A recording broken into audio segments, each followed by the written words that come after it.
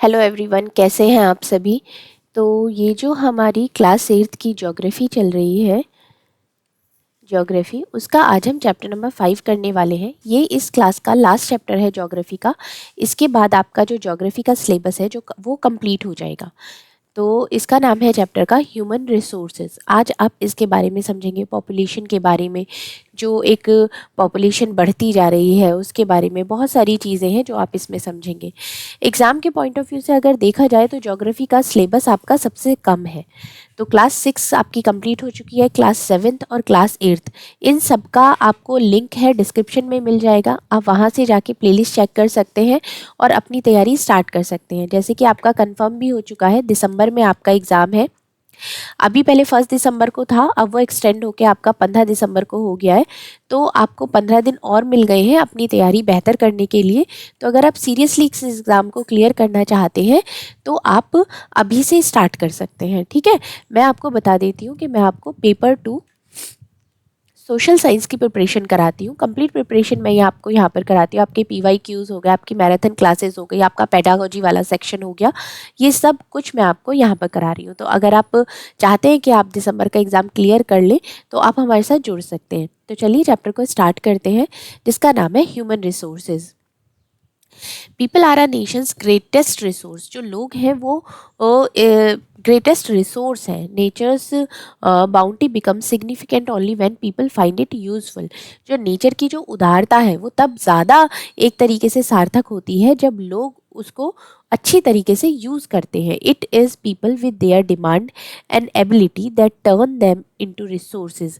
जो लोगों की डिमांड है, जो उनकी एबिलिटी है, वो उसको रिसोर्स में टर्न करती है। Hence human resources is the ultimate source.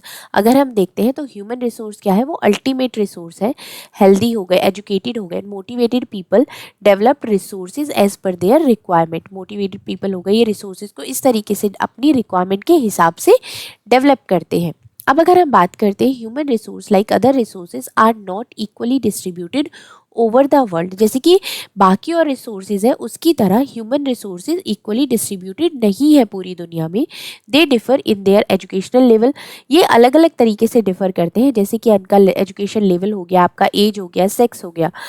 There numbers and characteristics also keep changing. उनका जो नंबर है, उनकी जो कैरेक्टरिस्टिक्स हैं वो भी चेंज होती रहती हैं। अगर आप यहाँ पर देखते हैं, how do you write that in numbers, जैसे कि अराउंड 6.6 बिलियन पीपल, या there are 30 childrens in my class. How many people do you think there are in the whole world? There are 500 children in my school, my village has 1000 people. ठीक है, अब यहाँ पर एक ये है, do you know प्रधानमंत्री Kaushal Vikas Yojana was started in 2015 aiming to train 1 crore Indian youth. Pradhan Mantri Kaushal Vikas योजना है जो कि 2015 में स्टार्ट हुई थी। इसका जो एम था वो इंडियन यूथ को ट्रेंड करना था। 1 करोड़ इंडियन यूथ को ट्रेन करना था। जिन लोगों की पढ़ाई छूट जाती है या जो लोग ज़्यादा पढ़े लिखे नहीं होते हैं, उनकी काबिलियत के हिसाब से उनको नौकरी देना। 3 महीने, 6 महीने, 1 साल का रजिस्ट्रेशन करा के उनको सर्टिफिकेट भी देना, जो उनका सर्टिफिकेट पूरे भारत में मान्य होगा। इस तरीके से उनको इनकरेज करना, उनको रोजगार देना, ये इनका एक तरीके से इस योजना का मेन एम था। The objective of this scheme is to encourage aptitude towards employable skills by giving quality training to probable and existing wage earner. मतलब एक तरीके से उनको क्वालिटी ट्रेनिंग प्रोवाइड करना। ये था आपका प्रधानमंत्री कौशल विकास योजना। ये आपको पता होना चाहिए कि इसका एम क्या था और ये कब स्टार्ट हुई थी।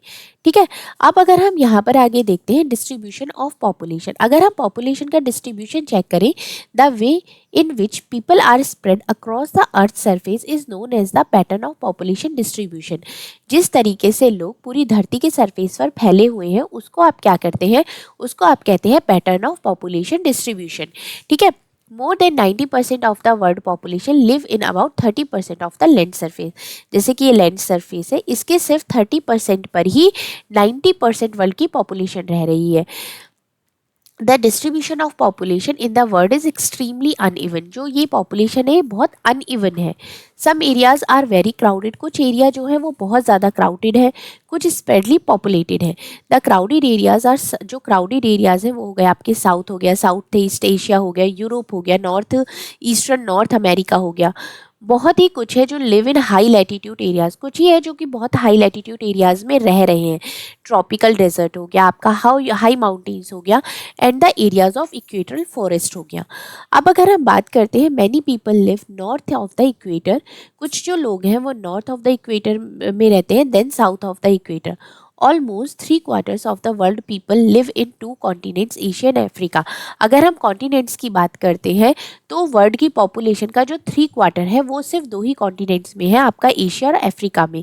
60% of the world people stay in just 10 countries. 60% world की पॉपुलेशन सिर्फ 10 कंट्रीज में रह रही है। All of them have more than 100 million people. अगर आप यहाँ पर देखते हैं, ये कॉन्टिनेंट्स के हिसाब से आपका डिस्ट्रीब्यूशन है।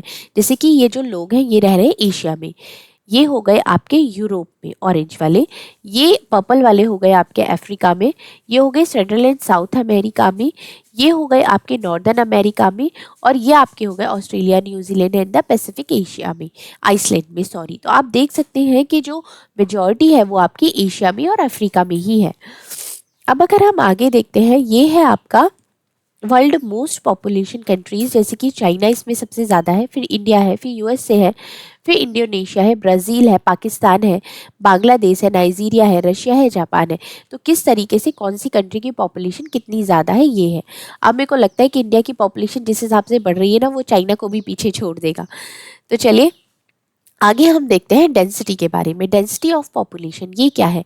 Population density is the number of people living in a unit area of the earth surface. Earth के सरफेस पे जो लोग रह रहे हैं यूनिट एरिया के हिसाब से, वो क्या है? आपकी पॉपुलेशन डेंसिटी है। It is normally expressed as per square kilometre. इसको किस तरीके से एक्सप्रेस किया गया है? स्क्वायर किलोमीटर के हिसाब से। The average density of population in the whole world is 51 persons per square kilometre. पूरी दुनिया का जो एवरेज डेंसिटी पॉपुलेशन है वो क्या है? 51 पर्सन है पर square kilometre. South central Asia has the highest density of population. अगर हम साउथ सेंट्रल एशिया की बात करते हैं तो वो हाईएस्ट है डेंसिटी ऑफ पॉपुलेशन में, followed by east and south Asia. उसके बाद ईस्ट है और आपका साउथ एशिया आपका आ जाता है। ठीक है, अगर आप यहाँ पर देखते हैं तो average density of population in India is 382 persons per square kilometre है। अब जो फैक्टर्स हैं आपकी पॉपुलेशन डिस्ट्रीब्यूशन के, वो क्या क्या है? इसमें आपका आता है सबसे पहले ज्योग्राफिकल फैक्टर्स। ज्योग्राफिकल फैक्टर्स की अगर हम बात करते हैं तो वो है आपका टोपोग्राफी। ट्रोपोग्राफी क्या होता है? People always prefer to live on plain rather than mountains. जो लोग हैं वो हमेशा प्लेन्स में रहना पसंद करते हैं, ना कि माउंटेन्स हो गया या प्लेट्यूज हो गया। Because these areas are suitable for farming, क्योंकि ये जो एरियाज होते हैं ये फार्मिंग के लिए, मैन्युफैक्चरिंग के लिए या सर्विस एक्टिविटीज़ के लिए सुटेबल होते हैं। जैसे कि गंगा प्लेन हो गए, are the most densely populated area of the world. ये क्या है? ये सबसे ज़्यादा एक तरीके से डेंसली पॉपुलेटेड एरिया है पूरी दुनिया का, जहाँ while mountains like Andes, Alps and Himalayas are sparsely populated. बल्कि अगर हम देखते हैं तो जो आपका हिमालयाज हो गया या एल्डस एल्पस हो गया, ये कम पॉपुलेटेड एरियाज हैं एज कम्पेयर टू प्लेन्स। अब नेक्स्ट इसमें आ जाता है आपका क्लाइमेट। क्लाइमेट की अगर हम बात करते हैं, people usually avoid extreme climates. Extreme climates को लोग मोस्टली अवॉइड करते हैं। एक्सट्रीम क्लाइमेट से मतलब है जैसे कि जहाँ पर बहुत ज़्यादा ठंड है और जहाँ पर बहुत ही ज़्यादा गर्मी है। एक नॉर्मल टेम्परेचर रहता है तो उसको लोग ज़्यादा प्रेफर करते हैं। अब हम सॉइल की बात करते हैं। सॉइल क्या है? Fertile soil provide suitable land for agriculture. जहाँ की मिट्टी फर्टाइल होती है, उपजाऊ होती है, वो किसके लिए ज़्यादा एक तरीके से सुटेबल होती है? वो होती है खेती के लिए, एग्रीकल्चर के लिए। Fertile plain such as Ganga and Brahmaputra in India. अगर हम फर्टाइल प्लेन की बात करते हैं तो वो इंडिया में कहाँ पर सबसे ज़्यादा है? आपका गंगा हो गया और आपका ब्रह्मपुत्र हो गया। हुएंग ही, शांग जिंग इन चाइना में है, नाइल हो गया आपका इजिप्ट में, आर डेंसली पॉपुलेटेड। ये भी क्या है? ये भी काफ़ी पॉपुलेटेड एरियाज हैं वहाँ पर। अब देखते हैं आपका वाटर। वाटर में आपका आता है people prefer to live in the area where fresh water is easily available. लोग वहाँ पर रहना ज़्यादा पसंद करते हैं जहाँ पर आपका फ्रेश वाटर इजीली अवेलेबल होता है। In the river valleys of the world are densely populated. जो रिवर वैलीज़ हैं वहाँ पर सबसे ज़्यादा पॉपुलेशन है। जैसे कि अगर हम डिज़र्ट्स की बात करते हैं तो एज़ कम्पेयर वहाँ पर कम पॉपुलेशन होती है। मिनरल्स आपका हो गया, areas with mineral deposits are more populated. जो यहाँ पर लोग ज़्यादा रहते हैं। Diamond mines of South Africa हो गया या discovery of oil in Middle East हो गया, lead to settle people in these areas. अब अगर हम आगे देखते हैं, आपके आगे आता है social, cultural and economic factors. ये भी बहुत ही ज़्यादा इंपॉर्टेंट है, जिसमें कि आपका सोशल फैक्टर में देखते हैं जहाँ पर बेटर हाउसिंग होगी, बेटर एजुकेशन होगी, बेटर हेल्थ फैसिलिटीज़ होगी, वहाँ पर लोग ज़्यादा रहना पसंद करते हैं। जैसे कि एग्जांपल आपका पुणे यहाँ पर दिया हुआ है। कल्चर की अगर हम बात करते हैं, places with region and cultural significance attract people. जहाँ पर आपका कल्चर होता है या रीजन हो गया, तो ये लोग लोगों को ज़्यादा अट्रैक्ट करते हैं। जैसे कि वाराणसी हो गया, यहाँ पर ज़्यादा लोग रहना पसंद करते हैं कि भाई सब कुछ छोड़ के अब हम काशी में जाके बसेंगे। क्या है, वो एक उनके रीजन है, उसके कल्चर ने उसको अट्रैक्ट किया है। अगर हम इकोनॉमिकली बात करते हैं तो इंडस्ट्रियल एरियाज हो गए, प्रोवाइड एम्प्लॉयमेंट, जहाँ पर लोगों को रोजगार मिलता है, जहाँ पर लोगों को अपॉर्चुनिटीज मिलती है, वहाँ पर लोग ज़्यादा रहना पसंद करते हैं। Large number of people are attract to these area, जैसे कि ओसाका इन जापान हो गया, Mumbai in India are the two densely populated area. यहाँ पर ये ज़्यादा पॉपुलेशन वाले एरियाज में है। अब अगर हम देखते हैं, वो आ जाता है आपका population change.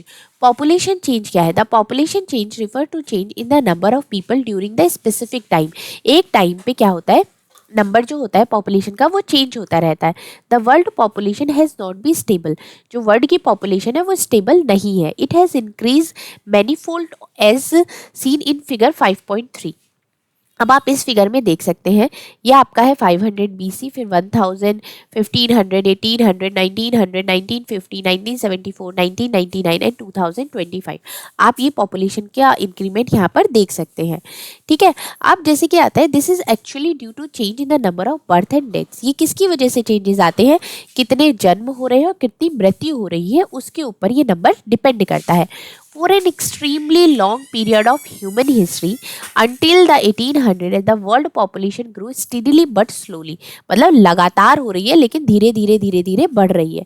Large numbers of babies are born, बहुत बड़े अमाउंट में बेबीज पैदा हो रहे हैं, लेकिन वो जितने उनकी मृत्यु भी जल्दी हो रही है। This is was as there was no proper health facilities, क्योंकि वहाँ पर प्रॉपर हेल्थ फैसिलिटीज़ नहीं मिल पा रही हैं उनको, इस वजह से।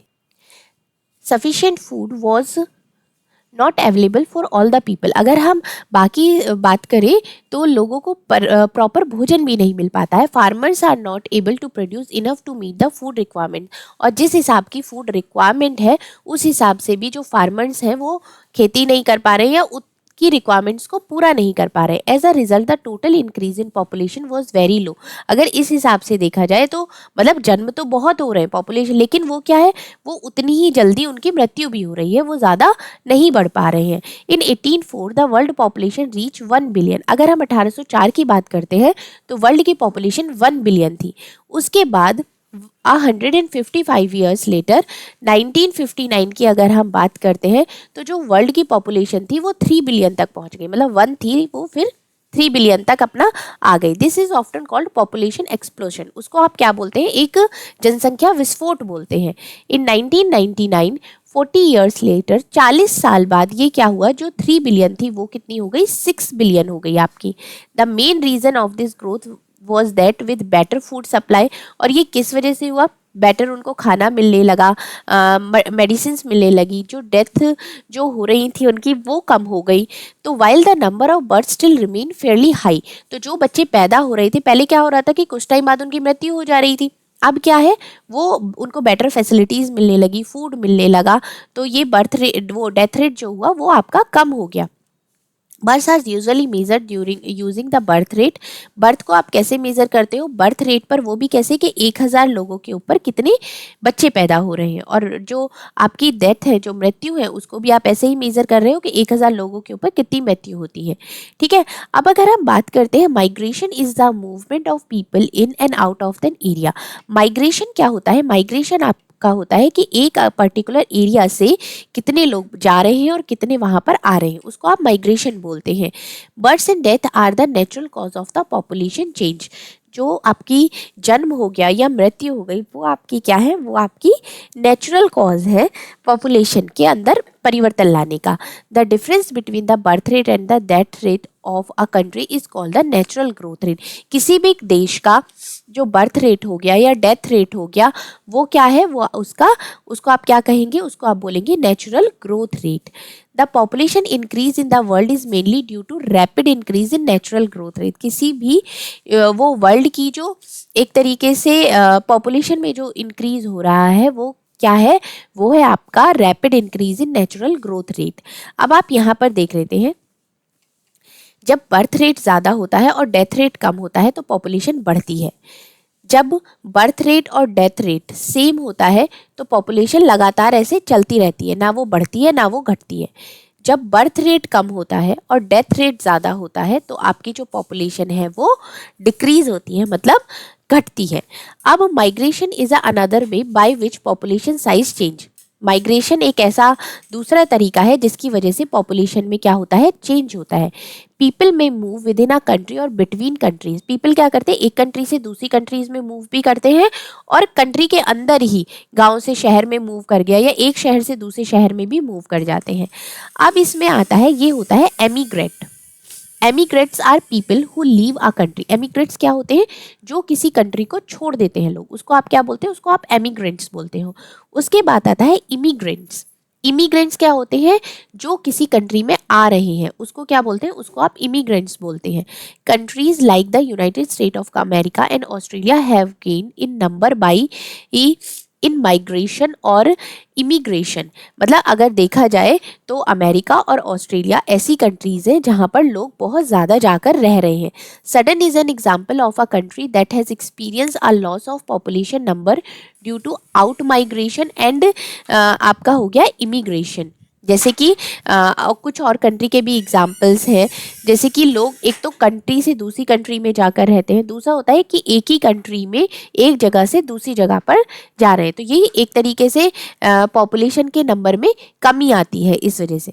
The general trend of international migration is from the less developed nation to the more developed nation. लोग क्या कहते हैं, डेवलपिंग नेशन से डेवलप्ड नेशन में जाकर रहना ज़्यादा पसंद करते हैं। क्यों, क्योंकि वहाँ पर उनको एम्प्लॉयमेंट अपॉर्चुनिटीज़ अच्छी मिलती हैं।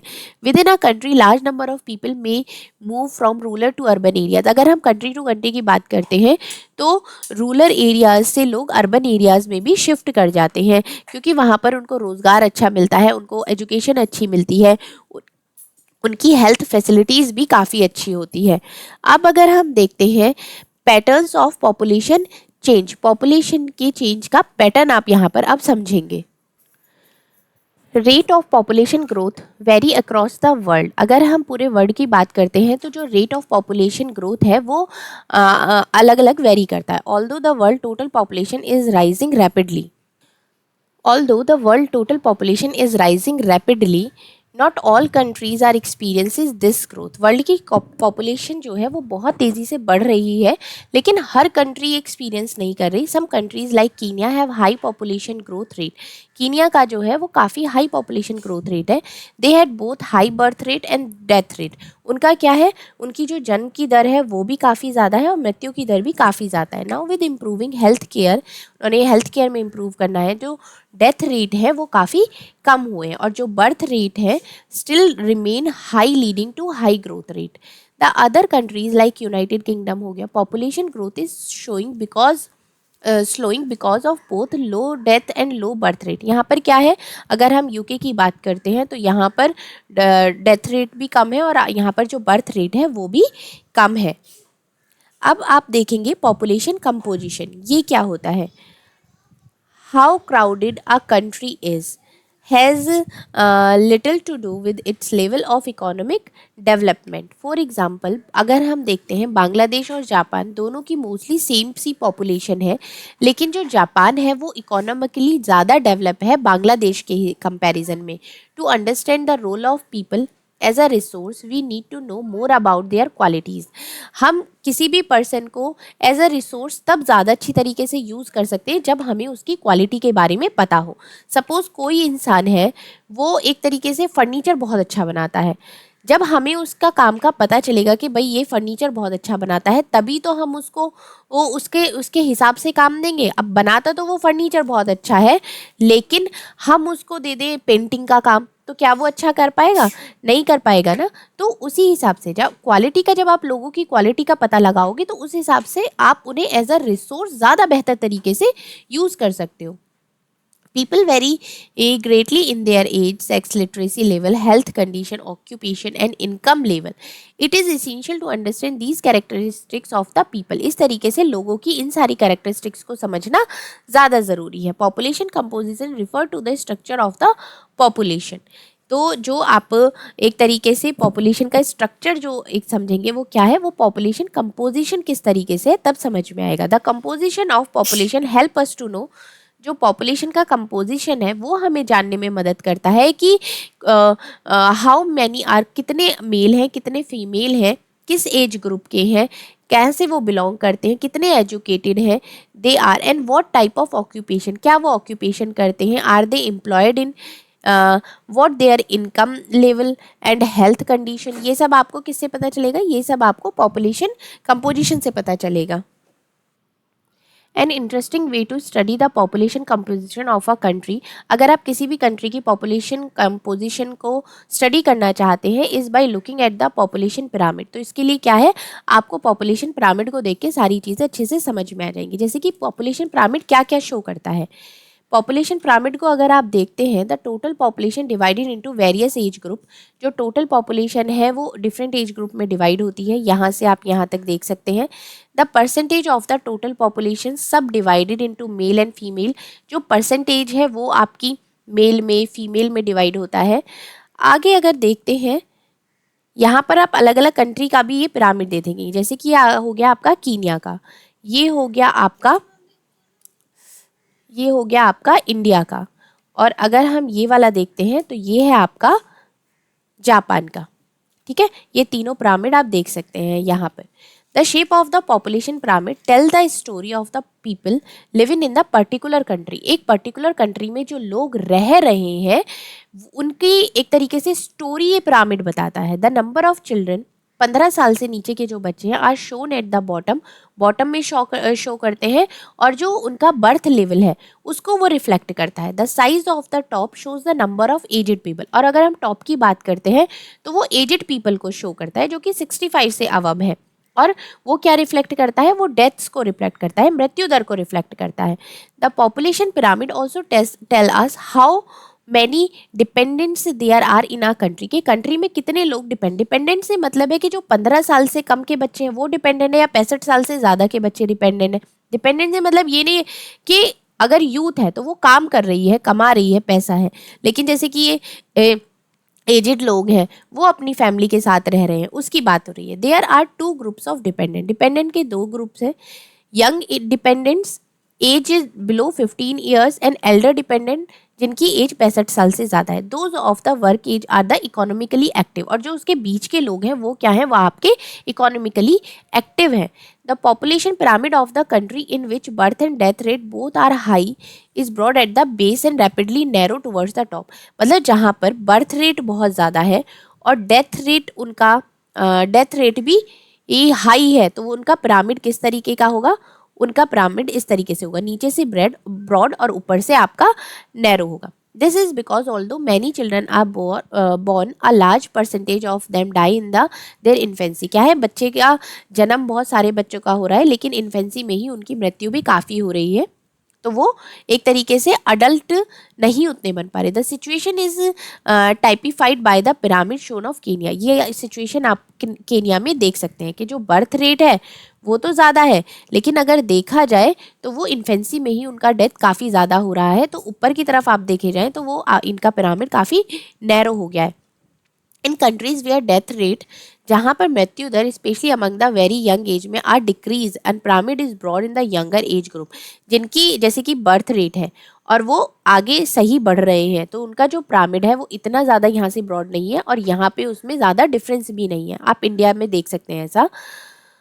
This can be seen in the pyramid for India. Such population contain a relatively large number of young people. यहाँ पर क्या है, ये young people जो है वो काफ़ी large number में है, which mean a strong and expanded labor force, जो काफ़ी एक आपका strong labor force आ जाता है. In countries like जैसे कि आपका जापान हो गया, वहाँ पर low birth rate है, make the pyramid narrow at the base, जो कि ये pyramid क्या है, बेस से काफ़ी नैरो है. Decrease death rate allow numbers of people to reach old age, और इनका जो डेथ रेट है वो भी काफ़ी कम है, जिससे कि जो लोग हैं वो इनका ओल्ड एज तक काफ़ी पहुंचते हैं. स्किल्ड हो गया, स्पिरिटेड हो गया, and hopeful young people endure with a positive outlook are the future of any nation. ये क्या है, ये जो यंग होते हैं ये कहते हैं ना कि फ्यूचर नेशन है, फ्यूचर एक तरीके से फ्यूचर इन्हीं के ऊपर डिपेंड है. We in India are fortunate to have such a resource. एक तरीके से हम कहते हैं ना कि हम काफ़ी लकी है कि हमारी इंडिया में भी ऐसा है. They must be educated, provided skills opportunities. Educated होंगे, स्किल्स इनको मिलेंगे, अपॉर्चुनिटीज इनको मिलेंगी, तो ये क्या है, काफ़ी प्रोडक्टिव हो जाएंगे. ठीक है, तो ये जो आपका चैप्टर है ये यहाँ पर कंप्लीट हो जाता है आपका. अब आपका ज्योग्राफी का जो सिलेबस है CTET का वो कंप्लीट हो गया है. आपको क्लास 6, क्लास 7, क्लास 8 तीनों की लिंक जो है वो आपको डिस्क्रिप्शन में मिल जाएगा. वहाँ पे जाके आप प्लेलिस्ट में चेक कर सकते हैं. और अगर आपने अपनी तैयारी अभी तक शुरू नहीं करी है दिसंबर के लिए, तो अगर आप सीरियसली क्लियर करना चाहते हैं अपना एग्ज़ाम, तो अभी से अपनी तैयारी आप शुरू कर सकते हैं. ठीक है, thank you so much. Video अच्छी लगी है तो शेयर भी करें कि जो लोग SST की प्रिपरेशन कर रहे हैं पेपर 2 की, वो हमारे साथ जुड़ सकते हैं.